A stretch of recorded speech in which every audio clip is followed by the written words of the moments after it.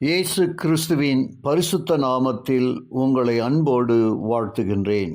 அன்புக்குரிய தேவ பிள்ளைகளே, தேவனுக்கு அவரது ஜனத்தின் மீதும் அவரது வாசஸ்தலத்தின் மீதும் மிகுந்த பாசம் உண்டாயிருந்ததினால், ஒரு தகப்பனுக்கு மகன் மீது இருக்கக்கூடிய அன்பை விட அதிகமான அன்பினால் தேவன் பல்வேறு காலங்களில் தமது ஊழியக்காரரை எழும்பச் செய்து அவர்களிடம் அனுப்பியிருந்தார்.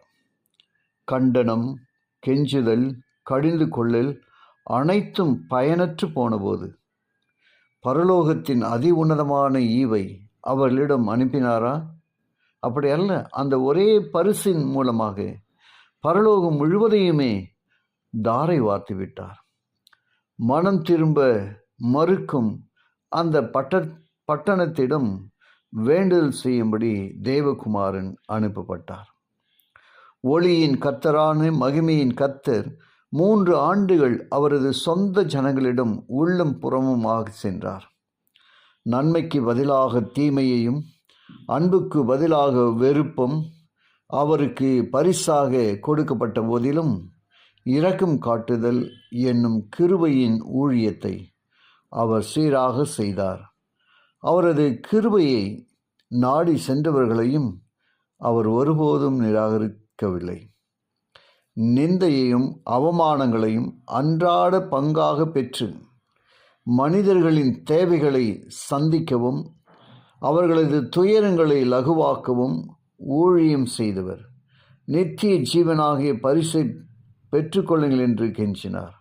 அவர்களோ அவருடைய கிருபையின் அழைப்பை ஏற்றுக்கொள்ள மனமில்லாமல் நிராகரித்து விட்டனர். லூக்கா 13:34 எருசலேமே, எருசலேமே, தீர்க்கதரிசிகளை கொலை செய்து உன்னிடத்தில் அனுப்பப்பட்டவர்களை கல்லெறிகிறவளே, கோழி தன் குஞ்சுகளை தன் சிறகுகளின் கீழே கூட்டி சேர்த்து கொள்ளும் வண்ணமாக நான் எத்தனை தரமோ உன் பிள்ளைகளை கூட்டி சேர்த்து கொள்ள மனதாயிருந்தேன், உங்களுக்கோ மனம் இல்லாமல் போயிற்று. எருசலேம் தேவன் தனக்கு பாராட்டின கிருபையை ஏற்றுக்கொள்ள மனதில்லாமல் தாமாகவே தேவனுடைய கிருபையை தள்ளிவிட்டது.